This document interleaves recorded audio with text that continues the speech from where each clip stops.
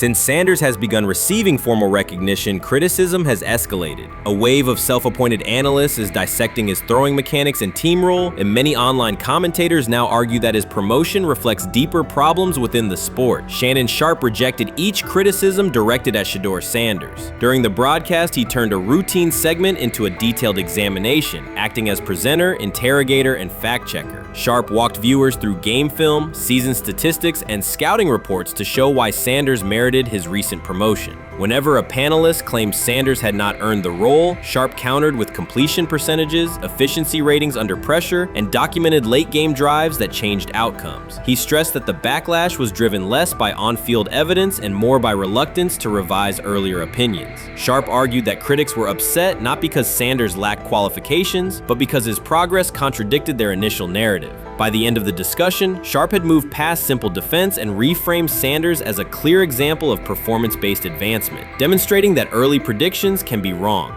Never heard of no Dylan Gabriel or Tyler Shock. What the hell is that? So how is Shedeur Sanders going behind them? I'll tell you how. Collusion. 4 different times they passed on him. How the hell does that happen? 4 rounds. It doesn't happen to a quarterback. We've never seen anything like this before.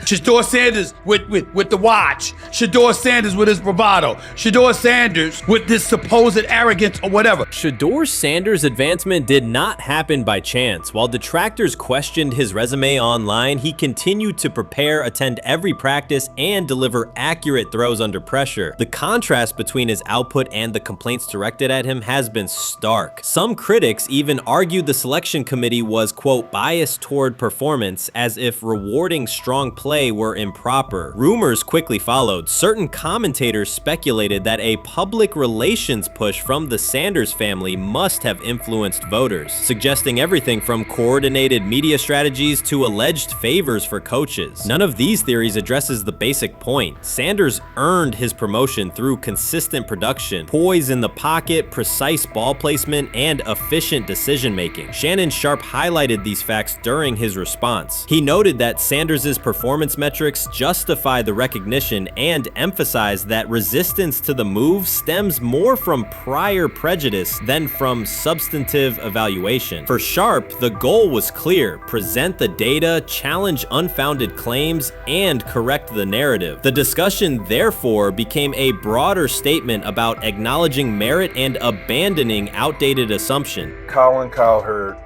defend college basketball coaches who have gotten a DUI, come to their defense and say they didn't need to be fired, that they deserve a second chance.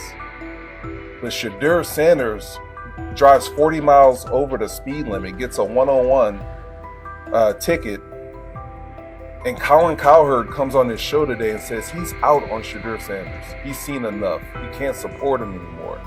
He can't be in the Shedeur Sanders camp because of this speeding ticket. Shannon Sharpe addressed commentators who portray constant doubt as expertise. Those who discount strong performances with "we'll see," but declare bust after a single mistake. He noted their belief that progress only counts if an athlete visibly struggles. Sharpe's response was methodical rather than emotional. He presented evidence, cited statistics, and calmly refuted each claim. Following his remarks, several critics began revising or deleting earlier posts, recasting themselves as longtime supporters of Shedeur Sanders despite having questioned him for months. Sharpe insists on accountability, naming specific individuals and dates while requesting public acknowledgement of prior errors. He argues that analysts cannot spend months undermining a player's potential and then quietly adopt a supportive stance once the athlete succeeds. These are serious, big-time, top-of-the-line playmakers that they have. If you can go 45 to 42 in the fourth quarter because your quarterback set the school record with 510 yards passing.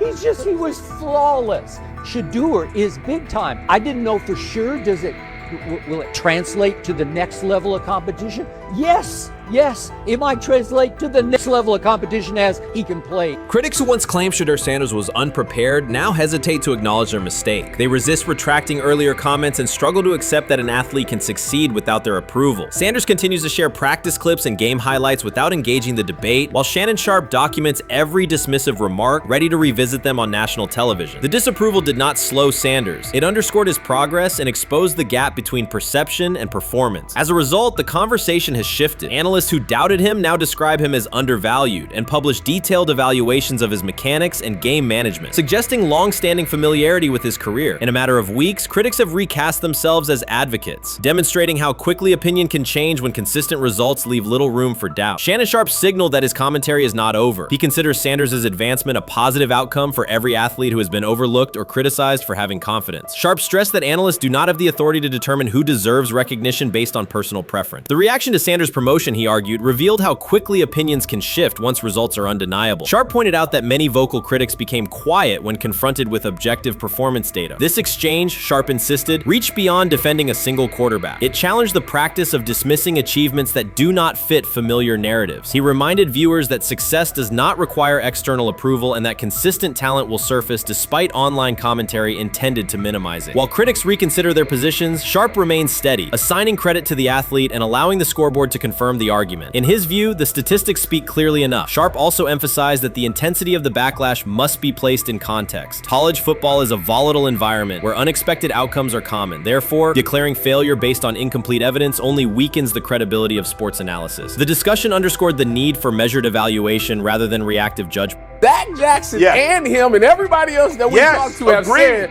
that Shedeur looks good. He looks really good. Yes. He looks better. And we got Zach that say Dylan Gabriel ain't even an NFL quarterback. It's true. So how is it that this man can't get a rep with the ones, but that non-NFL quarterback can? We all what agree sense with that. does that make? Some observers now claim that recognizing Shedeur Sanders' strong performance undermines football's traditional standards, even though they previously argued he received coverage only because of his father. Faced with Sanders' current statistics, those critics are searching for explanations that fit their earlier narrative. The data have always been clear. Their earlier objections ignored that fact. Shannon Sharpe is openly highlighting this reversal, comparing past negative remarks with Sanders' recent 400-yard games to demonstrate the gap between criticism and evidence. Sharpe did not force these commentators to backtrack. He simply displayed their earlier claims alongside Sanders' results, allowing the contrast to speak for itself. So the Shedeur Sanders, I want to talk about this. So here's a prime example. Shedeur Sanders, they had 3-day mini camp for the Cleveland Browns. And now Jimmy Haslam actually has some money. The Bengals owners and the Rooneys are near the bottom of the league in net worth. But what the Browns have is what I would call the Buffalo Bills used to have this years ago, pre-Josh Allen. What are Browns veterans saying about Shedeur Sanders behind closed doors? According to internal discussions, the feedback goes beyond casual praise. Several veterans describe his performance as franchise level. Private locker room conversations compare his command of the offense to established starters. And one senior assistant reportedly called him Sunday ready after a single walkthrough. The consensus is that front office staff and coaches have taken serious notice. Inside the Browns facility, informal conversations circulate among players and coaches. These remarks carry significant weight in personnel evaluations and often influence practice rotations. When veterans speak this strongly, the message typically reaches decision makers quickly, especially during roster planning. In short, the internal perception of Sanders is already affecting how the staff views the current quarterback depth chart. Browns vets kind of weigh in on Shedeur Sanders and how he's been since he arrived in Cleveland, in Pound Town. And I think it's very, very important that we discuss it, because it'd be really easy for these vets to, this wasn't like a on-the-record interview. This is just kind of back channels into what the vets are saying, the rumors, but the sources telling us.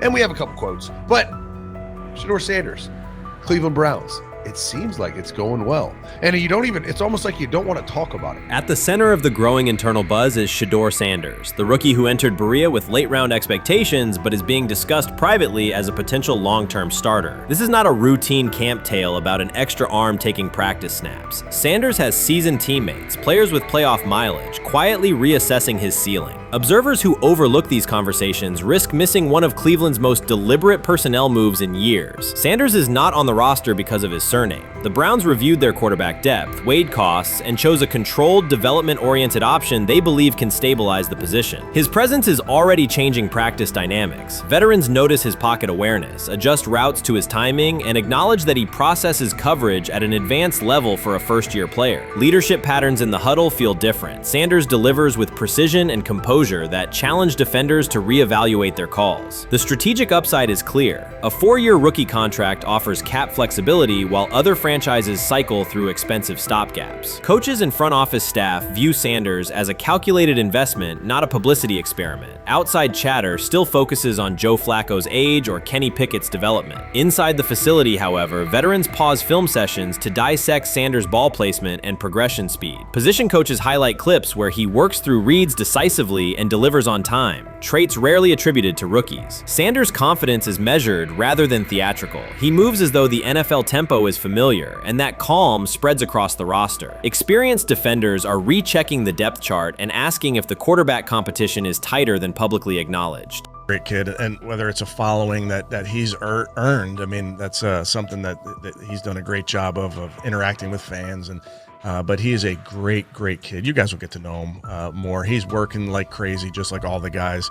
He's another young man. These rookies, you know, my office is downstairs. As they got to walk by my office as they come in. They come in early.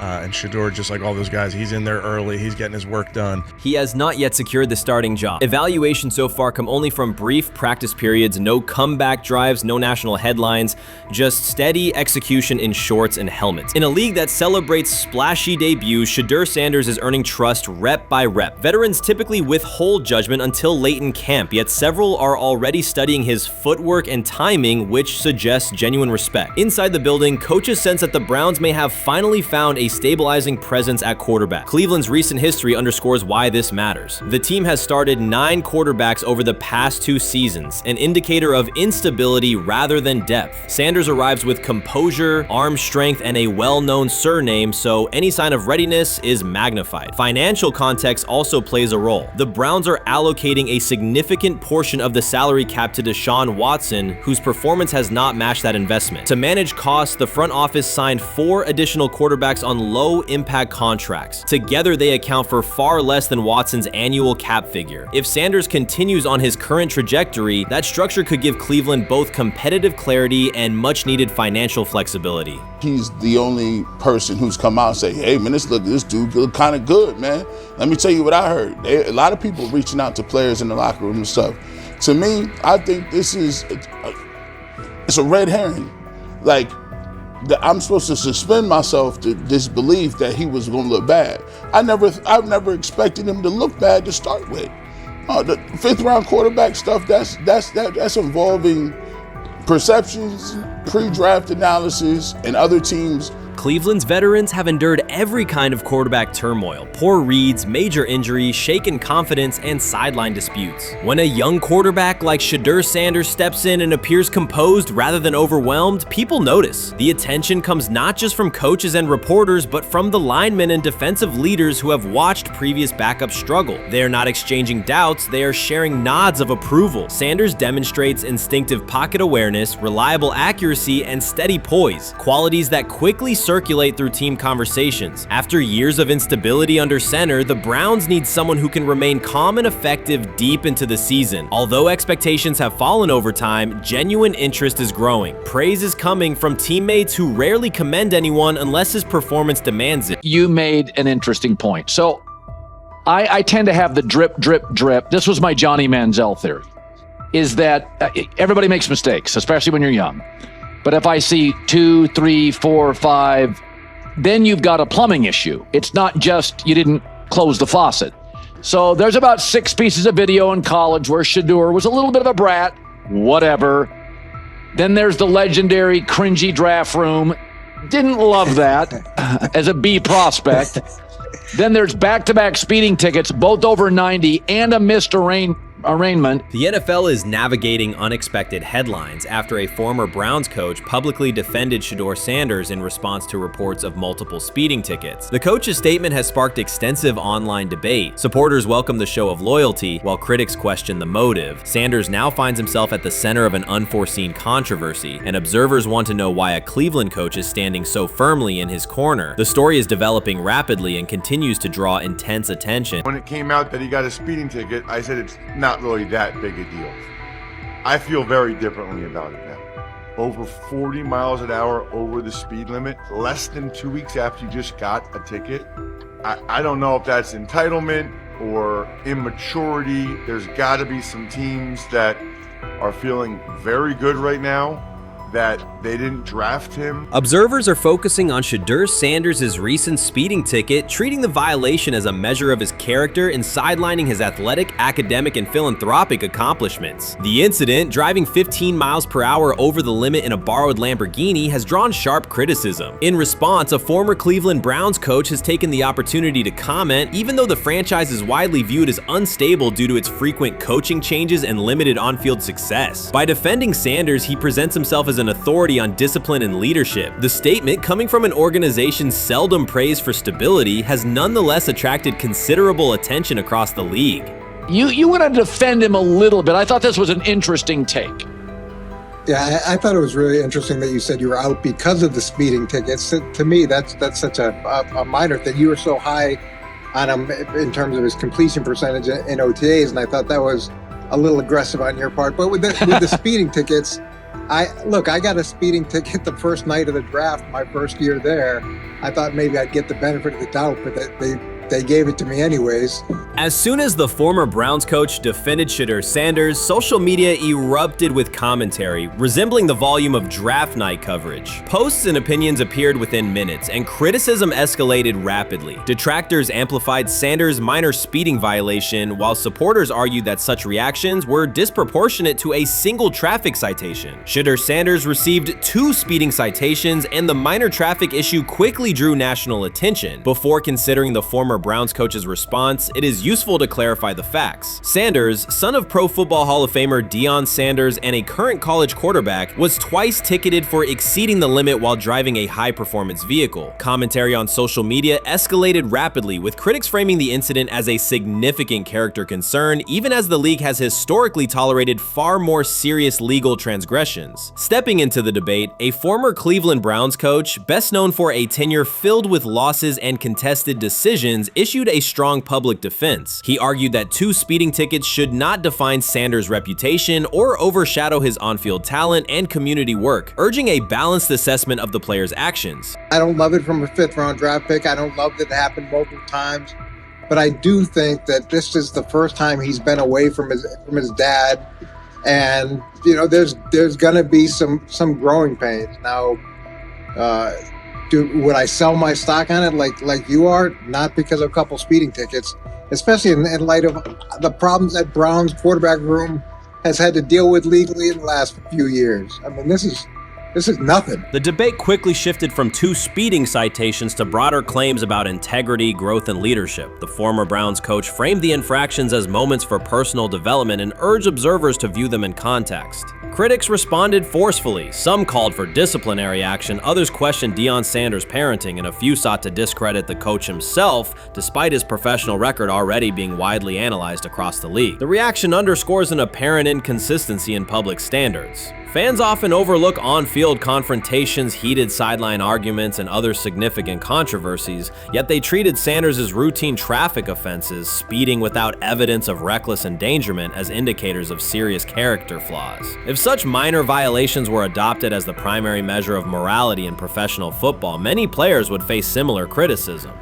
Sports media amplified the story almost immediately. Television panels dissected Shedeur Sanders' decision-making, treating 2 speeding tickets as indicators of deeper character concerns. Networks aired detailed segments under banners such as red flags and road rage, repeatedly questioning whether the citations might affect his draft evaluation. Although Sanders is already regarded as a first-round prospect, analysts emphasize that NFL teams value discipline and legal awareness when forming final assessments. Many commentators overlook the fact that other high-profile players have faced more serious offenses without similar scriptney. Throughout the coverage, the former Browns coach defended Sanders, portraying him as a talented quarterback subjected to disproportionate criticism in a culture that expects near-perfect conduct. His argument was thorough and methodical, asserting that the traffic violation should not overshadow Sanders' skills, work ethic, or future potential.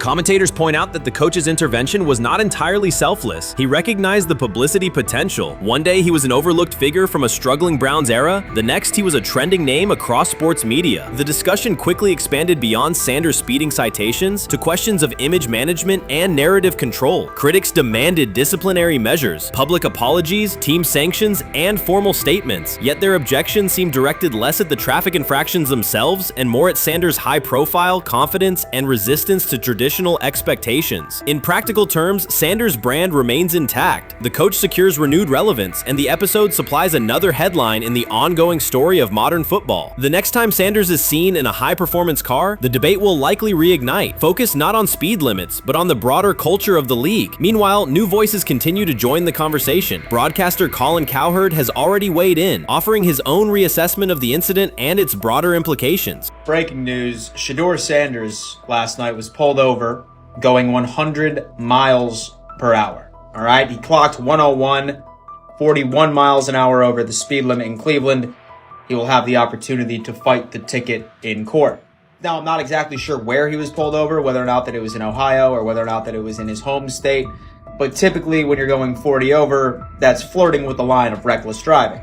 Folks, I gotta tell you, I don't understand what it is with these young men driving at absurd speed. Colin Cowherd's view of Shedeur Sanders shifted abruptly. Days after praising the quarterback's poise and skill, he appeared on air to declare that Sanders is overhyped, unfocused, and distracted by celebrity. The reversal was immediate, without any gradual reconsideration. Cowherd now frames Sanders' 2 speeding tickets as evidence of poor judgment, even though he has defended other quarterbacks facing far more serious off-field issues. The sudden, wholesale withdrawal of support leaves viewers questioning the consistency of Cowherd's criteria and illustrates how quickly media narratives can change when minor incidents receive outsized attention. This is okay.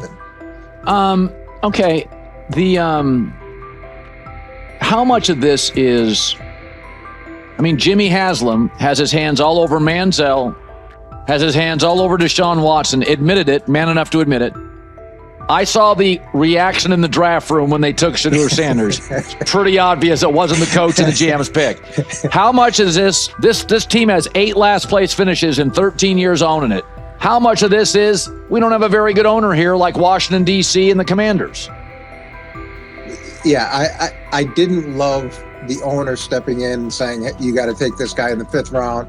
And I doubt they'll ever admit to it. While Colin Cowherd urged teams to move on from Shedeur Sanders, former Browns coach Eric Mangini offered a more measured response. Mangini, whose tenure in Cleveland was marked by mixed results, used his platform to provide context rather than condemnation. Instead of sensationalizing the speeding violations, he encouraged viewers to consider Sanders' circumstances. A 21-year-old quarterback whose life is scrutinized both on and off the field. Mangini acknowledged that the tickets were mistakes, but emphasized that they do not by themselves define Sanders' character or future. He noted the extraordinary attention athletes received today, combining the responsibilities of quarterback, public figure, and social media presence. Under such pressure, missteps are magnified, and criticism multiplies quickly. Mangini concluded that any evaluation of Sanders should weigh the totality of his behavior, performance, and growth, rather than isolate 2 traffic citations as decisive evidence of poor judgment.